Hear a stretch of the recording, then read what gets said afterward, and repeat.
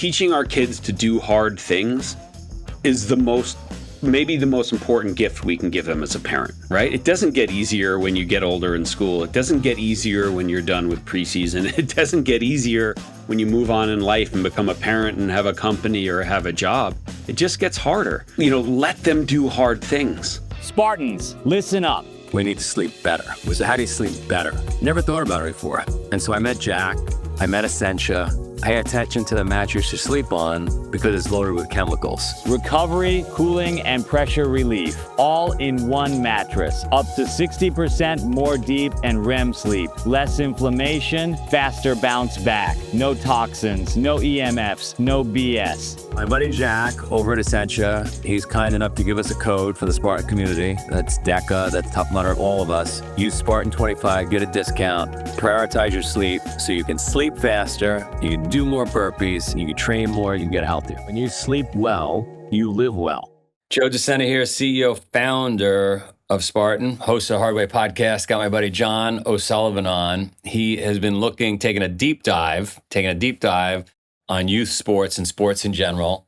And are we all trying to win at any cost? Welcome aboard. Hey, thanks for having me on, Joe. Appreciate it. You grew up in New York. That's the land of the triple type A personality. Win at any cost. It is funny. I grew up Irish Catholic guy. My dad was a retired New York City fireman, and so he was pretty intense and pretty into work hard, don't complain. I'm not going to talk to your coach, which was great, and my mom was kind of like unconditional love. And it was a good balance for, my brother and I, who were both Division I college athletes. But I feel like it's really different today. I'm 54 than, and I have kids who are 18 and 20. It was really different for them than it was for me growing up. We sort of you wanted to win and it was intense, but it wasn't like the end of the world, Like kids understood sometimes you win, sometimes you lose.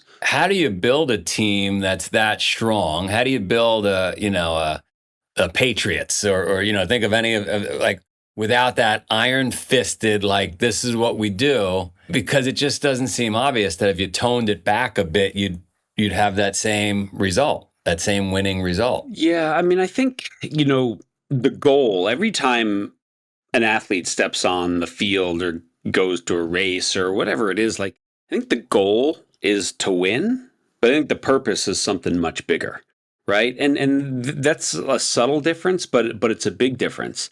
And I think, the best athletes understand that you learn a lot when you don't win. You can hate losing, but you have to also understand that it's part of it. No one wins everything all the time. And so I think that's it. This is not about, I am not the anti-competitive guy. I love competitive sports. My kids play competitive sports. I love that. I still, I live next to a ski mountain. I still want to be the first one to the chairlift every time, But at the same token, it's I learn every time it doesn't go well. When I coached 30 years. I coached Division I men's soccer, NCAA. I coached youth. I coached high school. I coached all these things. It's losing's part of it. And that's when you really kind of examine, well, where can I grow? Where can I get better? But when winning becomes the only thing, then all of a sudden, what do? You start compromising things to win.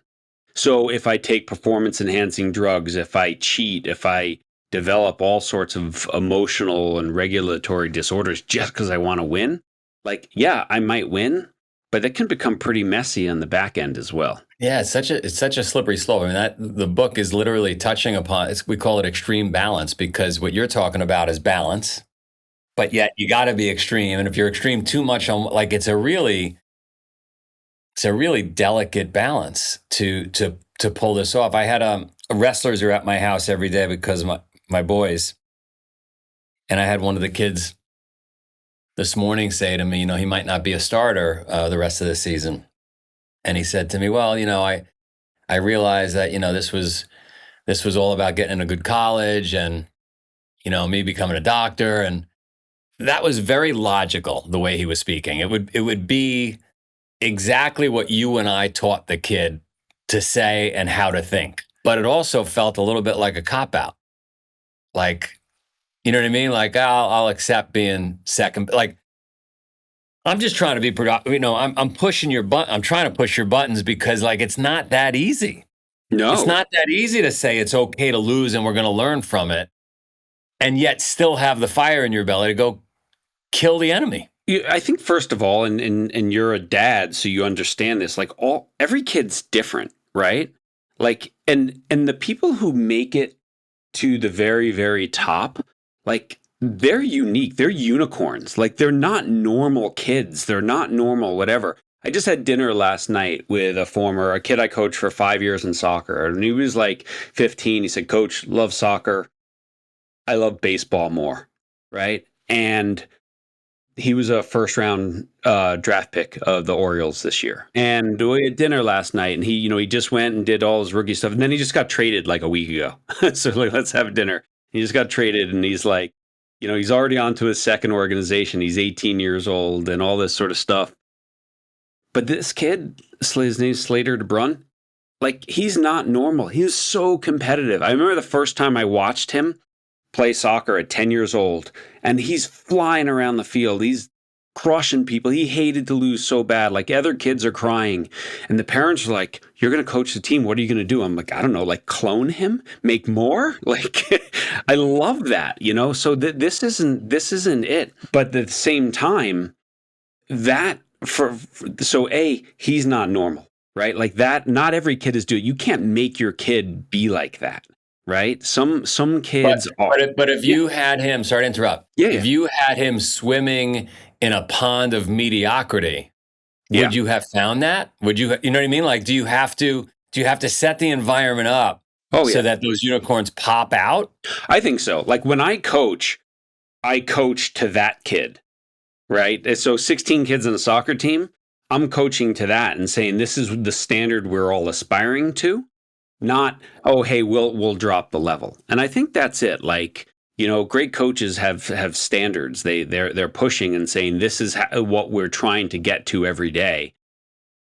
And your job, if you're down here, is to catch up. Your wrestler kid is like, okay, now you're second. Like I wrestled until 8th grade. It was like the greatest thing, right?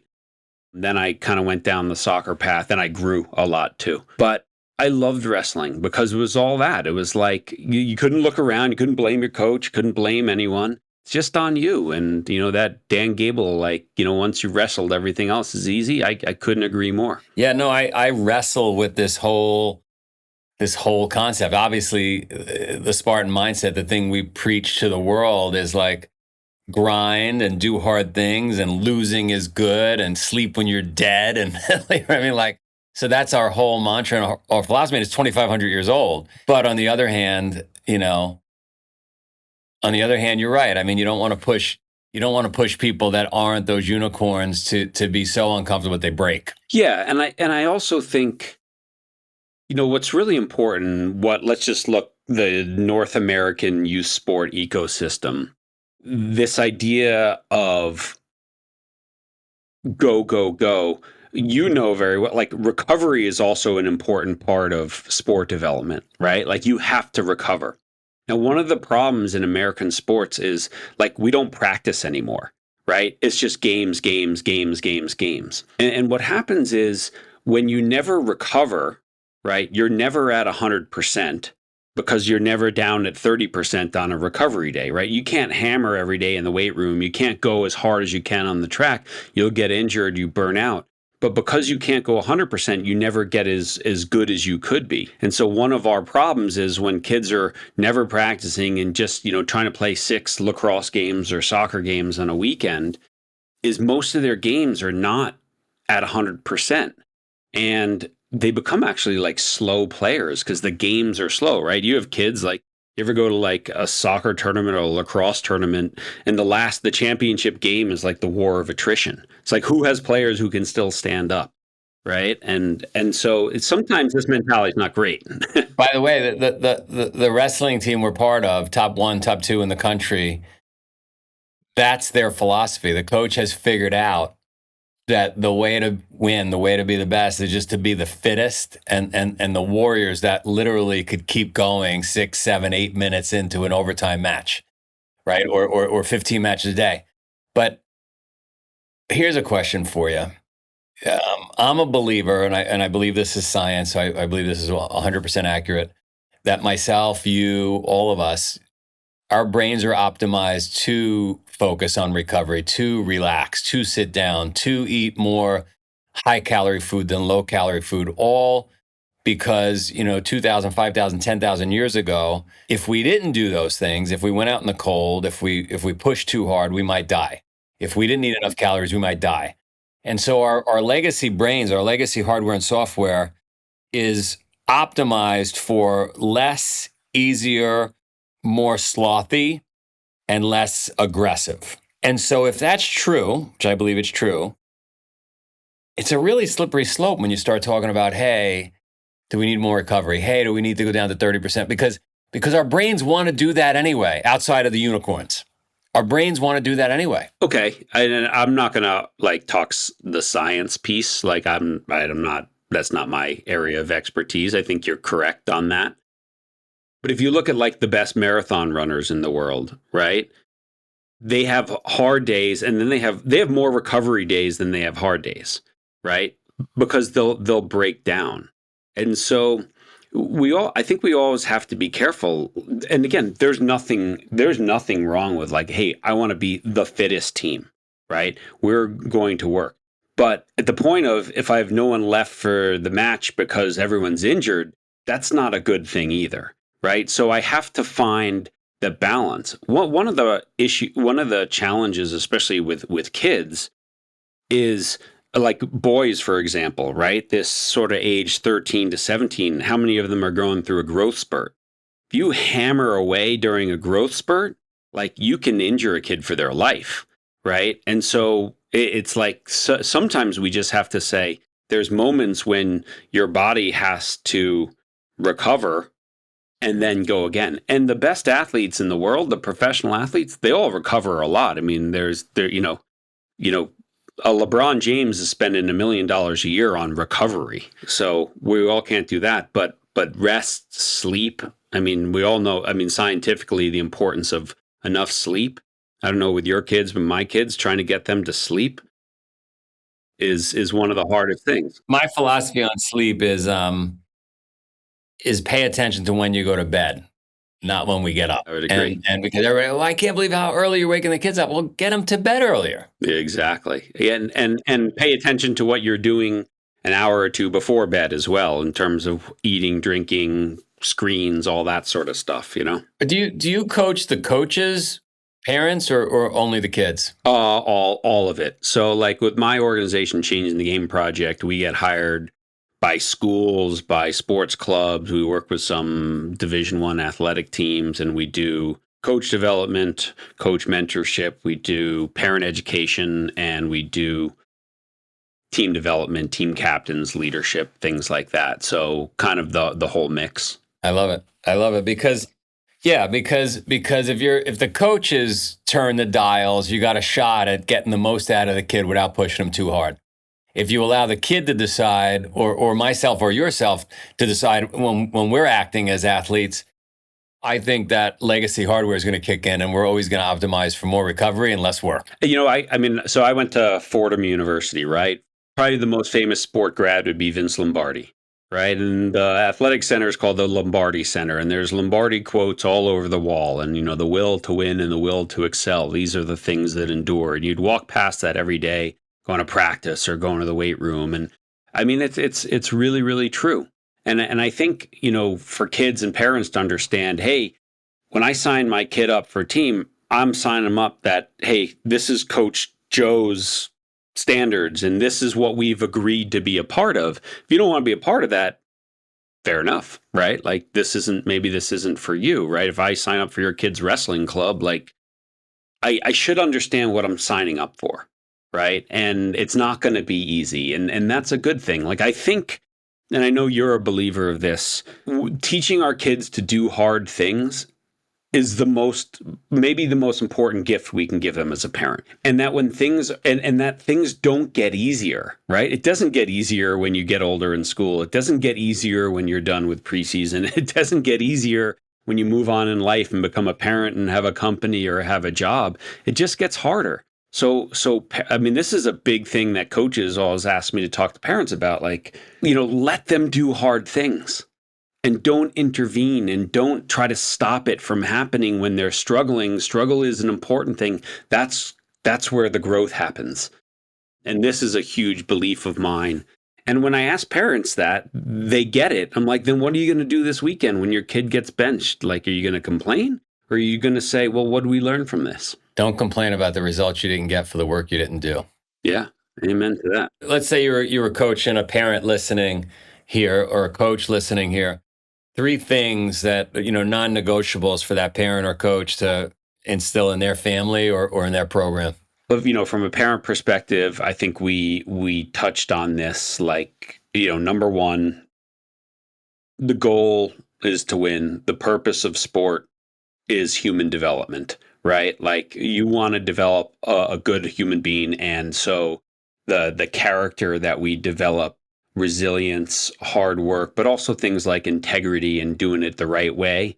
That's the goal. Number two, do hard things. And number three, like, your role as a parent is not to be the coach. It's not to be the referee.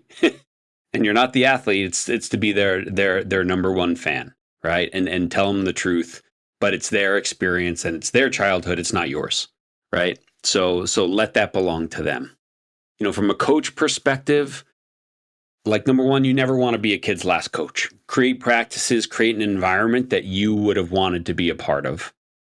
Number two, your career's over, so you're no longer a soccer player or a basketball player, or like, you're done. This is their journey. Let it belong to them. And number three, like, and maybe this should have been number one, the most important coaching tool is love. Like, coaching is a relationship business.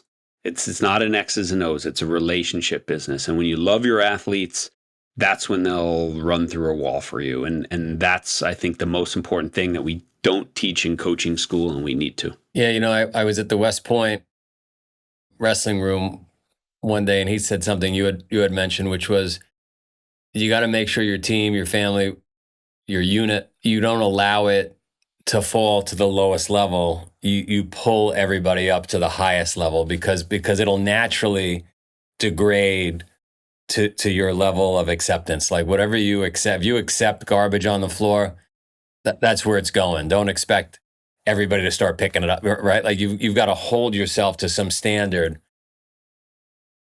and that's what it'll fall to. Yeah, I read the mental performance coach of the New Zealand All Blacks, the rugby team, has a book that just came out, and he talks about in it this study. I forget who did this study, but in any group, sports team, business team, there's percentages of people, right? The people, like the great, the all in, whatever. There's a lot of people in the middle, and then the bottom. I think it was like 17%. I think it was Ritz-Carlton did the study of most teams. They called the cave people, constantly against virtually everything, right?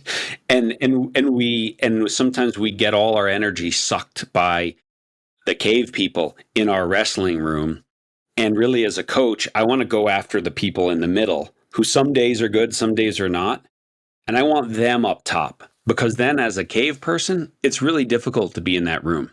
If I have a bad attitude, if I want to complain about my coach, there's no one to complain to anymore. And that's when you have a really high performing team. I'm definitely going to, I know the All Blacks, I'm definitely going to start using cave people. We all know them, right? Yeah, don't be a caveman or woman. I like that. Constantly against virtually everything. Well, I said to kids the other day, I was with some kids, and I said, there's an underprivileged group here called the Give Team. And on Saturdays, they go out and they do tough things, and they have nothing. And the message they're taught is, even when you don't have anything, you've got something to give, a smile, an attitude, a burpee.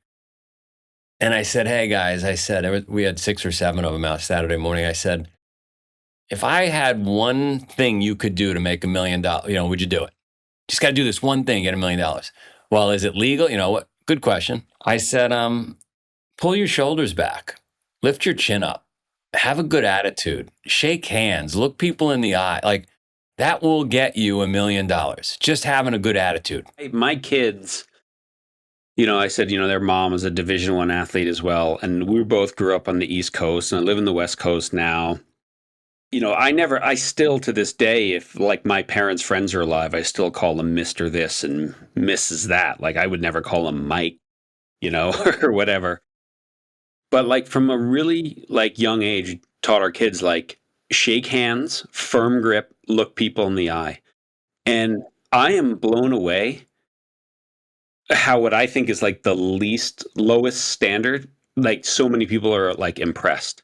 And now my kids are old enough to go, Dad, I can't believe how many comments I get just because I look someone in the eye and shake their hand and work hard. My son goes to get his first job a couple years ago, and he's bussing tables in a restaurant. And I said, let me just give you a piece of advice. You're never done. When you don't think you have any work, you ask someone else, what can I do? How can I help? And pretty soon you'll be getting the best shifts.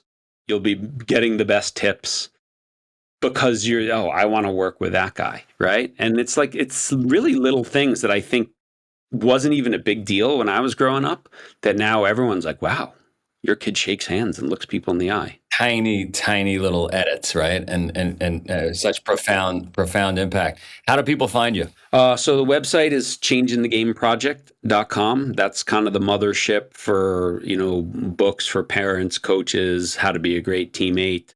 And then my partner, Dr. Jerry Lynch, and I have a podcast called Way of Champions, where we've interviewed everyone from Phil Jackson to tons of Olympians and sports scientists, psychologists, authors, things like that.